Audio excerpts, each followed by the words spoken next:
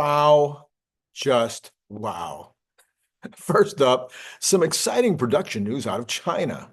Posts on X yesterday evening confirmed that Tesla has officially kicked off production of the refreshed Model Y at Giga Shanghai. This isn't just a rumor anymore. Multiple sources are buzzing about it, and it's a big deal for Tesla and for fans and investors because the refreshed Model Y, often dubbed the Juniper, has been spotted in the wild for a week, and now it's rolling off the lines. This move could give Tesla a much-needed boost in the Chinese market, especially with competitors like BYD heating up the EV space. What do you think? Will this refresh help Tesla reclaim some momentum? I'd love to hear your thoughts. Well, speaking of markets, Tesla also making waves in India. Just hours ago, posts on X highlighted job listings popping up in Mumbai for roles like store managers and customer-facing positions. This comes hot on the heels of Elon Musk's meeting with Indian Prime Minister Narendra Modi last week. Any Modi. It's a clear signal that Tesla's gearing up to open showrooms and break into the Indian market. With a population of over 1 billion and a growing appetite for EVs, this could be a game changer. But there is a flip side. X posts also mentions Tesla anticipating delays in getting local approval for its full self-driving in China. So it's a mixed bag. Expansion in India, potential roadblock in China. Classic Tesla roller coaster, right? Okay. In case you notice a little bit of a change in the way that the content was being presented there, that was from Grok 3. So this is what I've been talking about for some time now is, I keep asking it to give me an analysis of the news. Or this morning I said, could you please do it in such a way? Give me an analysis of the Tesla news over the last 24 hours, but give it to me in a way that would be good for doing it on a podcast with a single individual doing the podcast. And that's what it gave me. Not terribly bad, right? I would have changed quite a little bit of the language in there, but it was accurate. That's exactly the things that were happening in the last 24 hours that were of importance. Now, here's what it said about the technical analysis. I'm not 100% sure I can use this yet, and it was given in much greater detail, but it gave a conclusion. Here's what it said about Tesla stock over the next few weeks. In the near term, Tesla is likely to see a relief rally towards 375. Now, if it breaks 364 with volume driven by oversold conditions and supported 325 holding firm. However, a rejection at 370 or failure to sustain 350 could see it slide to 290 to 300.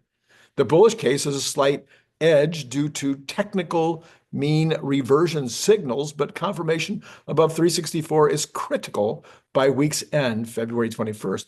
And it says check the real-time charts for RSI stochastic crossovers and volume spikes to time entries or exits. Let me know what you think about that technical analysis in the comments below. And that's Randy talking. That was not Grok. Hey, one of the other things it did note, however, in the details was that the day that I said it looked like it was a capitulation, it was a capitulation. Oh, well, at least technically speaking, Grok thought it was a capitulation also. This is from Electrek. Now, I know I never use Electrek anymore because these guys are bozos, they're anti-Tesla, etc. But this information was valid and valuable.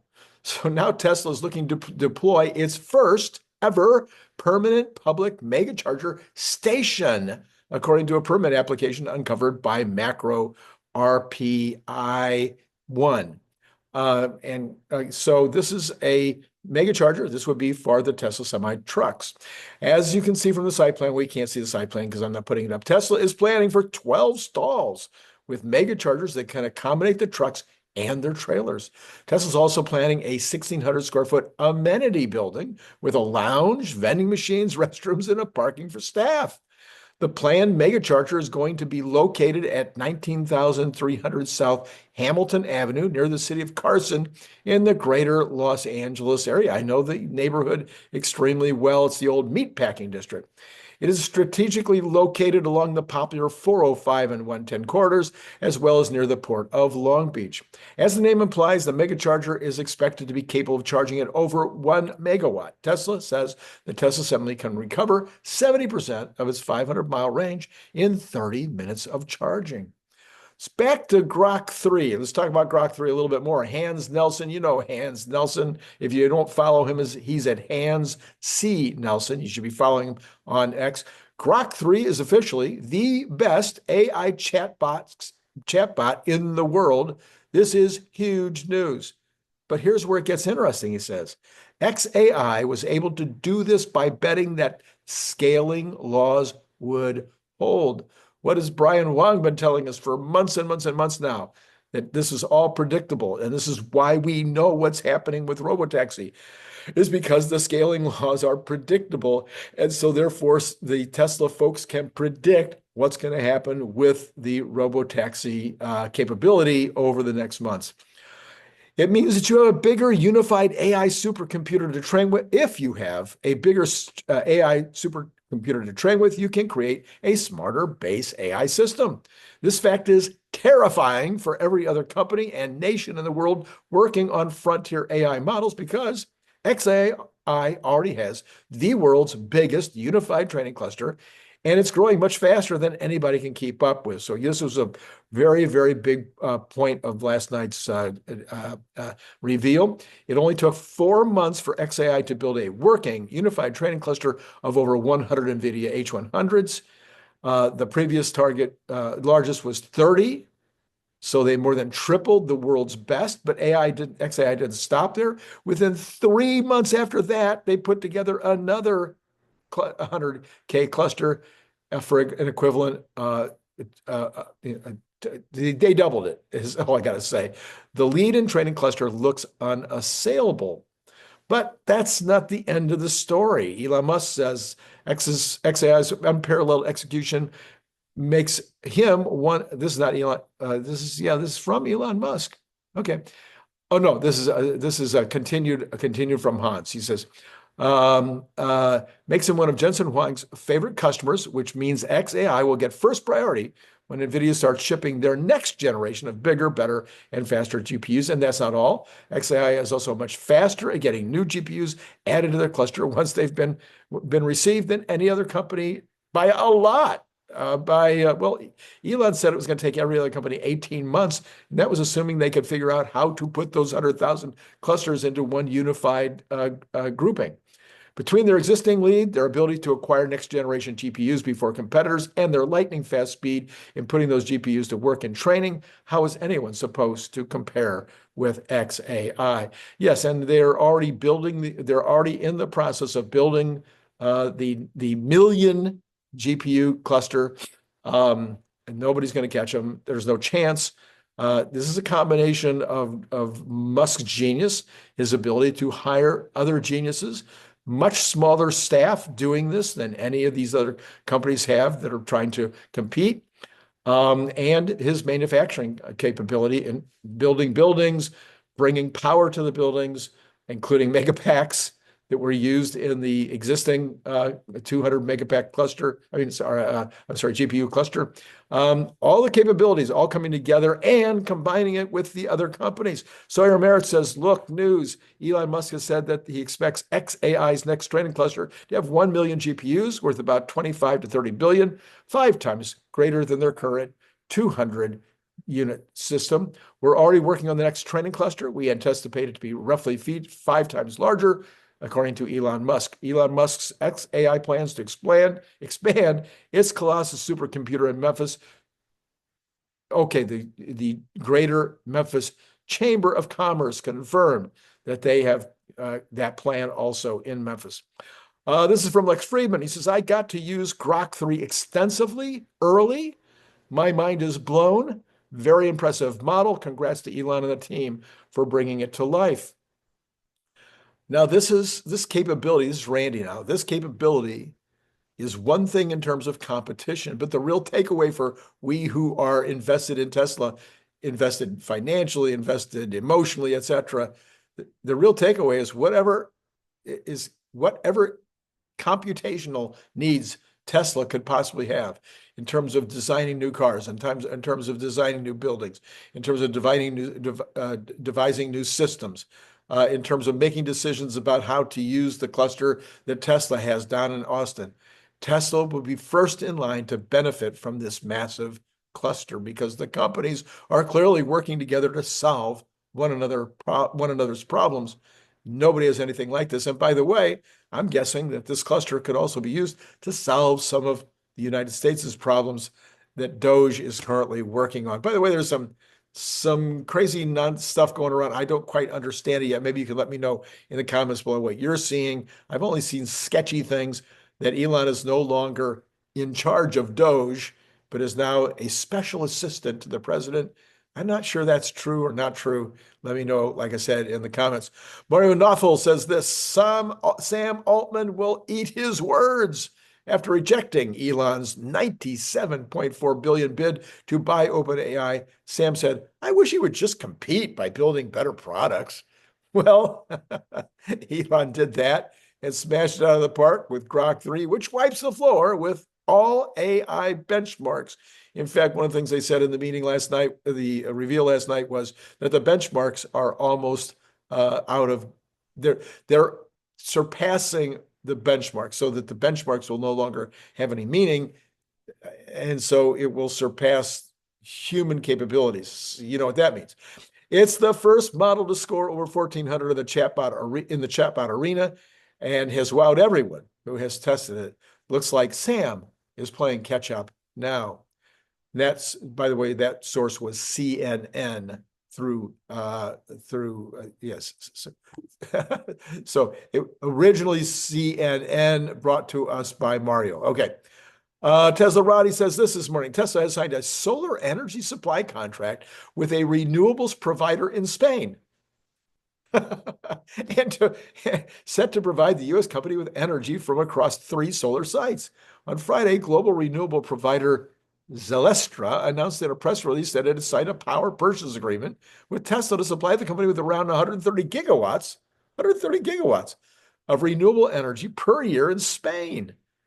The PPA details a long-term 57 megawatt MWAC project, which supply coming from 3 solar plants constructed in Brazatorta, Spain. We are excited about this agreement with Tesla, which will allow us to supply clean energy to the automotive industry, and proud to reinforce our role as a partner offering tailored carbon-free solutions around the world and across all sectors, said 𝐖𝐞𝐬𝐝𝐻, Zelestra's chief commercial officer. The Ciudad Real solar factories are aimed at having a total annual production. We said that. Okay, so I have no clue. So it says the contract follows many projects involving Tesla's grid-scale Megapack and Powerwall home-scale batteries, though it appears to be the first of its kind in the solar supply deal. I'm curious. Does anybody have any idea why Tesla would be buying all this power in Spain? I don't know what they're doing. I usually can figure it out. I don't know. Are they buying this and then going to resell it in the market to make money? Is this part of a larger plan in Spain? I mean, I just don't know. All right, this is Randy Kirk. Hit like, hit subscribe, hit notify. Last night, you would have a Brian White video, which you definitely want to go back and watch. I will put that card up in a few minutes. We also have tonight regular content coming, again, from Brian White. Brian White and I had a great conversation. That'll be on at 7:45 tonight. And then Nicholas Gibbs, as usual, around 5:15 California time. By the way, had another purchase just out of the blue. Every once in a while, once a week or so, I get a purchase of a Cybertruck bottle opener. Have you purchased yours yet? I mean, they're fun. They're really cool. Business activity edged higher in New York State in February, according to firms responding to the Empire State Manufacturing Survey. The headline General Business Conditions Index climbed 18 points to 5.7 versus an expected drop of 1. It was supposed to go down 1. It went up 18 points. New orders and shipments grew moderately. Delivery times were slightly longer. Supply availability was slightly lower. Inventories continued to expand modestly. Employment levels moved a little lower. Input prices increased at the fastest pace in nearly 2 years, and selling price increases also ticked up noticeably. That's not good news. Though firms expect conditions to improve over the next 6 months, optimism about the outlook dropped significantly. So, after declining last month, manufacturing activity grew slightly in New York State.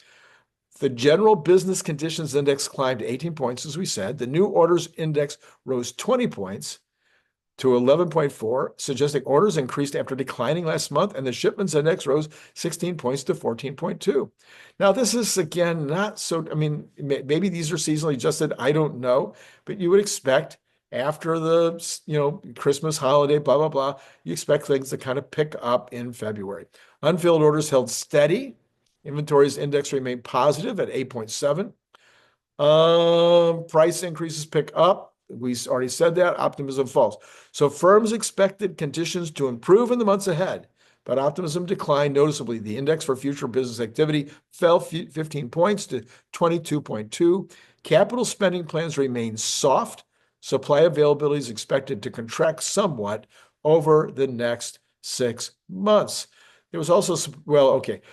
That's all I got for you right now in terms of the news. Let's take a look at where the market is. It was a little crazy earlier this morning, continues to be a little wild. The Dow is now down 115. It had been up slightly. NASDAQ is down 28. It had been up quite nicely and then dropped radically and now is a little bit down. S&P started in the green, also negative a little bit. Tesla, which had been in the green all night, started in the red, went way up in the green, now is down $1.18. The Magnificent Seven had a big flip with NVIDIA leading the way, and yet NVIDIA is the only one now that's in the green. Only $2.22, but it's in the green. So a lot of crazy activity, but we've got, in particular, you've got Google, Amazon, Meta, all down a lot. Meta down, well, I mean, it's only 3%, but still, it's like straight down. And then you got the Cathie Woods, which are mixed now, but have been all in the green. But even the ones that are down are only down a tiny bit. So anyway, a lot of swings right now, but all tending negatively. And what you've got is the Dow down 0.21%, NASDAQ down 0.21%. The S&P down 0.06% and Tesla down 0.51 at this juncture at 354. All right, so now let's go take a look at the bonds. When I looked earlier, I was not happy with movement in the bonds. The bonds are going the wrong direction, and they continue. Not quite as bad. Up 3.7 basis points on the 10-year right now at 4.513. It was worse earlier. Tesla has just secured a new $366 million mega pack order. That was a headline that was flying across my screen. The 2-year is up 2.1 basis points, and the 1 month is up 0.2 of a basis point. But in general, wrong direction for the bonds this morning, which may be slightly hurting some of those Mag 7 stocks. We have got oil up a little bit this morning, 67 cents at 71.44. Brent, $4 higher exactly. So why Brent? You would think Brent would be contracting now with all the news of peace breaking out in Ukraine. We'll see what happens to that process. Natural gas down 0.64% this morning at $3.70. Again, staying in the middle of its recent range. We've got gold extending its gains, up 42, a solid 1.45 this morning, up, and 2,942. As Larry and I talked about on the show last night, we both believe it will crash through 3,000 shortly. Silver also up 0.68% at 33 and a little, almost 33.08 this morning. Again, we think that is going to go through 34. Copper down a tad to 2.43%, more than a tad, but again, right in the middle of its recent range at 4.55. The dollar is, never mind. I don't know. The charts are so hard to read on the dollar. Bitcoin down 521 at 95.3, very much in the middle of its recent range. So that is what we have happening with all of the different indices this morning. Tesla continuing to be as choppy. I mean, I'm going to put this up to the screen. Look at that. That's amazing. I'm not sure I've ever seen anything quite that choppy for the first, what is this, hour of trading. Holy mackerel. Down 0.55 at this moment, but it could be up 50.55, percent as easily in the next 3 minutes. So, all right. So that's where we are as we end the program today. Please come back and see us at 5:15, Nicholas Gibbs, and at 7:45 for Brian White. And right up there is the card to go check out what Brian White and I had to talk about last night, which was very valuable and interesting about semi and about the new Model Q and et cetera, et cetera. Excellent stuff, as always, from Brian White. But now, this is not Grok. This is not Grock's words. These are Randy's words. It's been great talking to you.